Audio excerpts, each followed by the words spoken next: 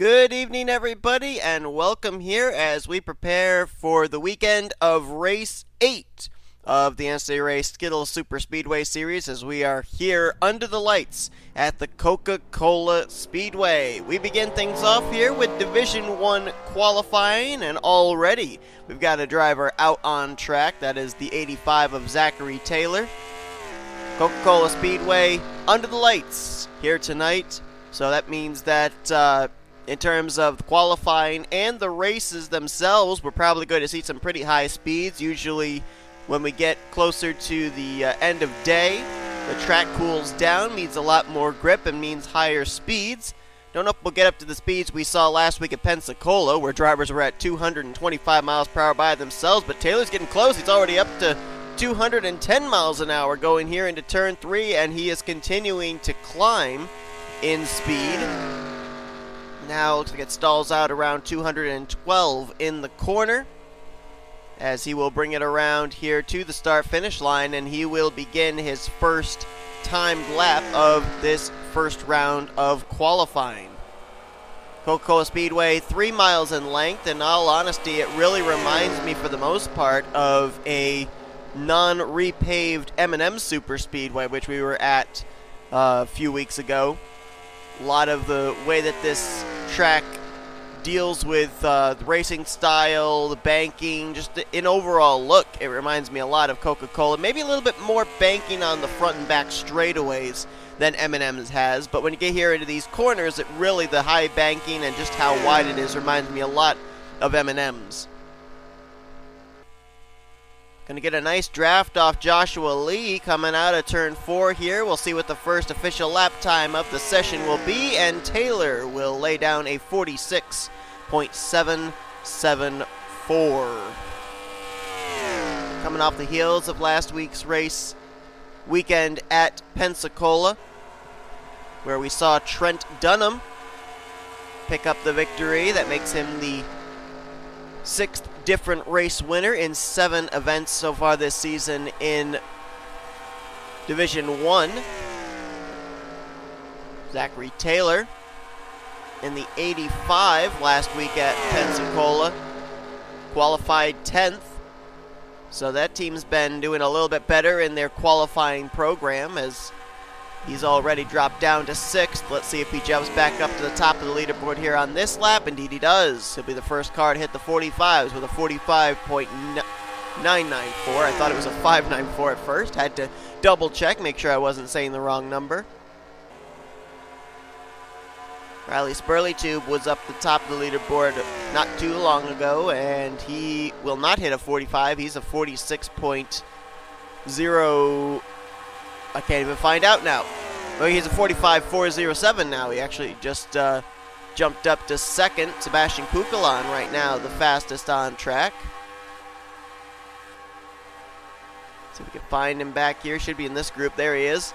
It's a pretty good group right here. Jay Jefferson, Spurleytube, a couple of teammates. There's Kukalan's 42.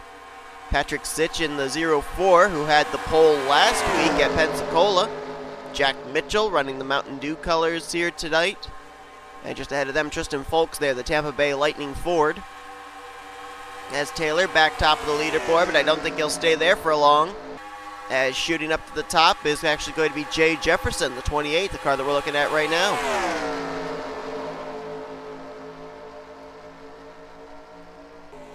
Jay Jefferson, the Cobalt Tools Chevrolet. Memory serves me correctly, had a decent outing last time out at Pensacola. Finished 18th. Jefferson trying to get himself out of the bottom of the point standings, 37th in points coming into this race. And this group's producing some pretty good speed. They might catch the group ahead of them. Seth Cole, Ryan Butcher, and Vance Caldwell, all 3 former winners this season. Cole taking the checkers at Pigs Creek, Butcher at Armory Digital, and Vance Caldwell back at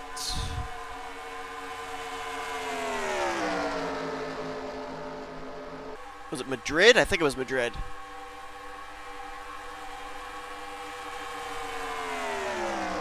Yes, it was. Just was double checking, making sure that I wasn't giving wrong information here. Got a new driver atop the leaderboard, and that's Shane Lake, the 55. See if we can find what group he's in, as he's got a 45.018 right now, putting him at the top of the board. There he is, just ahead of last week's winner, Trent Dunham. Austin LaPlante there, the 88. Joshua Sekuli. And leading this group right now is Jake Rogers at 98. Last week at Pensacola certainly shook the point standings up quite a bit too. We had a lot of movers and shakers, drivers moving up, drivers falling back in the points, as Riley Spurley too back top of the leaderboard, 45.085 for the 38. Shane Lake peeking out of line here on Sekuli, so this is going to kind of hurt his lap time. But Coca jumped up back to the top of the leaderboard, passing, well actually he's tied right now with Vance Caldwell for the points lead coming into this race. Trent Dunham, after his win, jumped up 3 spots. He's now 3rd. Cody Smart remained in 4th. Brady Burkhart lost 2 spots, fell to 5th. Spurley Tube gained to 6th. Preston Plord gained to 7th. Butcher gained to 8th. Goldberg fell to 9th. And Haas jumped into 10th. So a lot of drivers moving up, a lot of drivers falling down after last week's race at Pensacola. And of course Trent Dunham now puts himself in position along with Vance Caldwell and Brady Burkhart, Ryan Butcher, Jessica Shelton, Seth Cole, as a driver that could very well represent in this season's chase for the championship. But we still got a long ways to go in that regard. There's Brady Burkhart right there at the tail end of this group. James Qualls, former pole sitter this season, back at Pigs Creek Super Speedway. Kyle Matthews right behind him. Qualls comes into this race 30th in points, picked up 6 spots in the standings last week at Pensacola. Kyle Matthews, on the other hand, dropped 4 spots. He is next to last in points, 39th, so that's a driver that could certainly use a good run. Got about 2 3/4 minutes remaining in this race. You got Preston Plord right there, the 24 in this group, along with Jonathan Zorlin. Andrew Miller leading this pack. Miller, another driver that really could use a good run after a pretty good performance last week at Pensacola. Jumped from 33rd to 29th in points. We already talked about Preston Plord jumping back up into the top 10 in points. He's now 7th in the standings coming to this race. And Jonathan Zorlin still trying to get out of the cellar of the point standings, 40th coming into this race. There's Eli Bright. It's another driver that's actually had some bad luck last couple of weeks. Eli Bright was up inside the top 10 in points not too long ago, and now finds himself coming into this race 17th in points. Dropped 9 spots in the standings after Pensacola last week. Zachary Taylor, who was the first car out on track, he's now down to 22nd. Carter Friesen right behind him, right now in 28th. Friesen, another driver, way down there in the points, 35th. Already talked about Zachary Taylor, 34th in standings coming into this race. Cody Smart, last week was one of the few drivers that didn't change his position in the points. He's still 4th in the standings coming into this race. Ashlyn Boyd, former pole sitter this season, 19th right now. Ashlyn, 18th in the points, trying to come back from a couple of poor performances. And right behind her, right behind him, I should say, Joshua Lee, the number 5.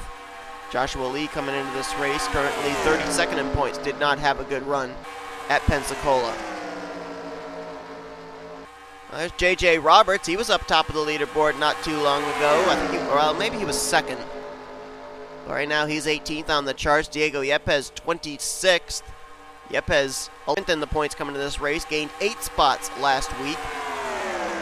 And Laurent Lamount, the guy who we were talking about so much beginning of the season in terms of his qualifying program, he's 31st right now on the charts. That last time by just ran his fastest lap of the race. He was 33rd before he just ran a 45.529. William Duncan back here in 33rd. We saw a lot more speed out of him back at Madrid. And right there is the guy that looks like he's going to be moving on to the next round. Riley Spurley tube at 44.724.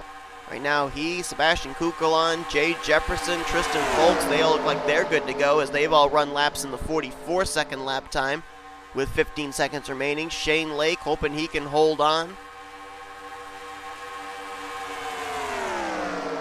32 has a good lap. Let's see where he's at. Derek Hamill, there he is. in this group. Looks like he might move on. Seth Cole, Jack Mitchell, and right now that yellow car, Benjamin Miles, sits in the final 10th position. And correct me if I'm wrong, but wasn't he in the 10th position back at Pensacola last week and got knocked out at the last minute? So hoping lightning doesn't strike twice is Benjamin Miles. And if he manages to make it, I think it'll be the first time this season in Division 1 that both the Hertz cars will make it into round 2. Spurley Tube looks like he's a shoo-in to get in. Benjamin Miles trying to get in as well. I think it's going to be this lap right here that they're coming to that's going to determine if anybody's going to be in, anybody's going to be out. Ryan Butcher just jumped up into the 5th position, and Jack Mitchell just got knocked down to 10th as Vance Caldwell just moved in. Can Miles race his way in? No, he cannot. For the second week in a row, it looks like Benjamin Miles is going to get knocked out last minute. Ryan Butcher's in. Vance Caldwell is in, and I think Jack Mitchell actually just got himself back into the top 10 as well. I think, had just gotten knocked out.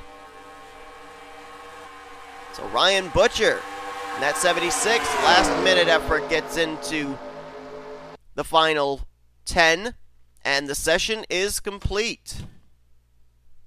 So for the second straight week, Benjamin Miles so close to moving on, he's going to be 11th.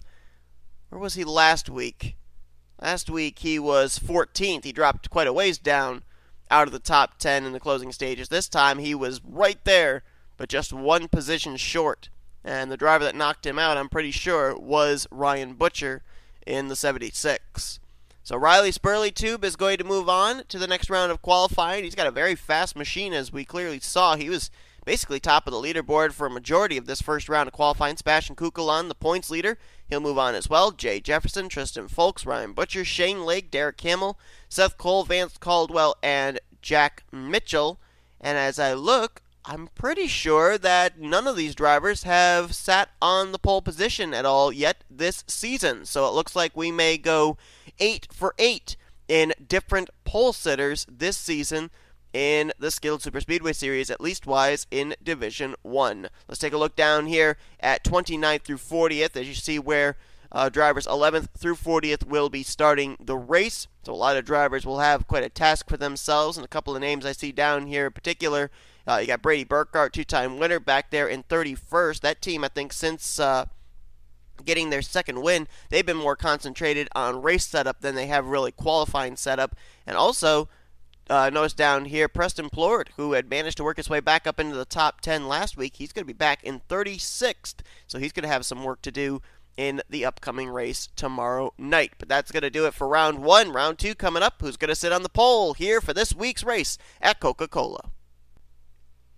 Round 2 of qualifying to determine who will be starting on the pole. Set to go here at Coca-Cola Speedway, and I indeed looked back to see the former pole sitters from this season, and none of them are in this round of qualifying. So we are guaranteed that we will have our 8th different pole sitter this season in Division 1 of the Skittles Super Speedway Series. As normal, let's go through and see where each one of the 10 drivers that moved on to this round, where they come into this race in the points, and see just how crucial it is for them to have a good starting position. We already know that the points leader, Sebastian Kukulon, moved on, so he's going to obviously have himself a good starting spot, continue to try and gain points. Vance Caldwell, who also comes into this race tied with him for the points lead, he moved on to the next round as well. So those two are basically battling to see who's going to start off the race as the points leader in terms of starting position. Then you've got the next driver, Riley Spurley Tube. He's 6th in the points coming to this race. Ryan Butcher, who had that last-minute move into the top 10, he's 8th in the standings. Then you gotta go quite a ways down before you get to Derek Hamill. He's 22nd in points. Tristan Folks is 24th. Shane Lake, 28th. Jack Mitchell, that car that we're looking at right now, 36th. And Jay Jefferson comes into this race 37th. So in terms of who could really benefit from starting on the pole, I think you'd have to look at the 9 and the 28 out of the group that made it in. I don't think I mentioned where Seth Cole comes into this race, 16th in points. So I missed that driver. Let's see what Jack Mitchell lays down here. Mitchell was the first car out, if I'm not mistaken, in the first round of qualifying as well. 47.147 for the Mountain Dew Camaro. See if anyone's able to beat that, and if anybody comes out with a group. Ryan Butcher's by himself. Tristan Folks, who laid down a 46.750, right now top of the board, he's by himself. Caldwell just now coming out on track. There's Shane Lake. It's whoever ends up coming out in a two-car tandem or something that's going to be sitting on the pole. There's Spurleytube. He was the fastest in round one. Derek Hamill not too far behind, but I don't think close enough for a drafting partner. Sebastian Kukulon might come out here with Spurleytube. No, maybe not. He might be able to get reeled in by Derek Hamill. Now look at this. Maybe teammates can work together. Jay Jefferson going to see if he can latch on to the coattails of Riley Spurleytube. Try and get the draft there. We don't know if he's going to be successful or not, though. It's close. Maybe close enough for him to get the draft. We'll see on this next lap as Spurleytube's time does improve, as does Derek Hamill's, but right now nobody close enough to Tristan Folk's lap time of 46.566. And this right here is interesting. Derek Hamill makes his way by Sebastian Kukulon. Kukulon's going to be in Derek Hamill's draft.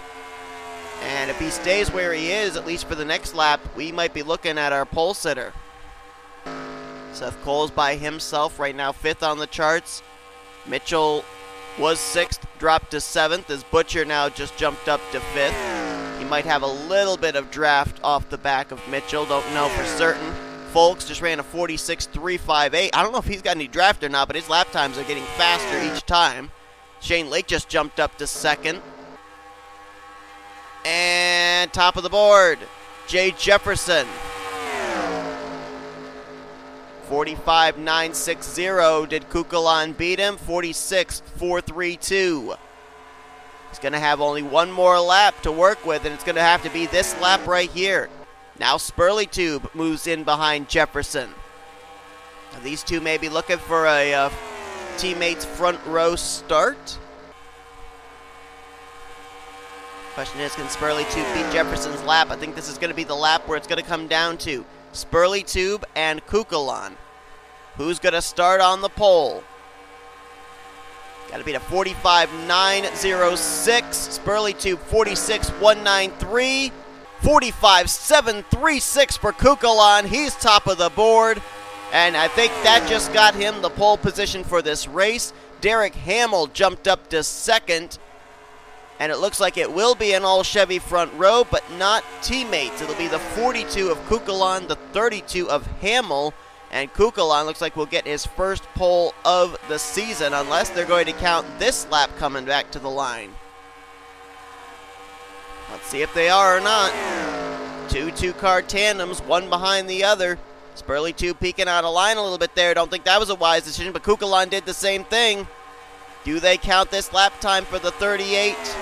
They do. 45.7 flat. 45.587 for Kukulon. And he will undoubtedly now, with that lap time, he will be the pole sitter. Hamill still managed to be 2nd. Then it'll be Spurleytube and Jefferson, 3rd and 4th. It is now official. Sebastian Kukulon will be the pole sitter for this week's race at Coca-Cola Speedway.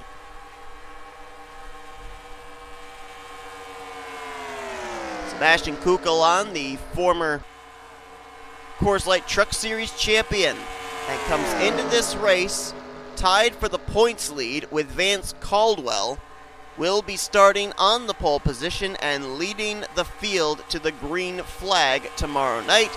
There it is. It is official. Sebastian Kukulon will be starting from the pole. Derek Hamill will be 2nd. Those two were the faster of the two-car tandems. I don't know if they might not have gotten a little sniff of draft from the duo of Spurleytube and Jefferson, who will be 3rd and 4th.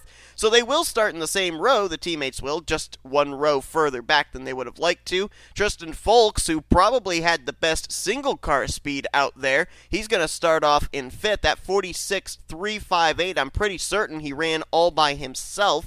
Vance Caldwell, who comes in tied with Kukulon for the points lead, he'll be starting off off in 6th, so still a great starting spot for him. Shane Lake and Seth Cole, they will start 7th and 8th. And Ryan Butcher, Jack Mitchell, they will complete the top 10 when we get ready to go green in tomorrow night's race here from the Coca-Cola Speedway. So Sebastian Kukelan becomes the 8th different driver to hold a pole position here in Division 1 this season. Hope you guys enjoyed this qualifying session. If you did, be sure to give us a like, subscribe to part of the crew today. These drivers' race will be tomorrow night, but we still have tonight's events to finish off, as Division 2 qualifying from Coca-Cola will be taking place very, very shortly. You've been watching production of NNSCRA Offline Racing at its Best. We'll see you guys for Division 2 qualifying in a few hours.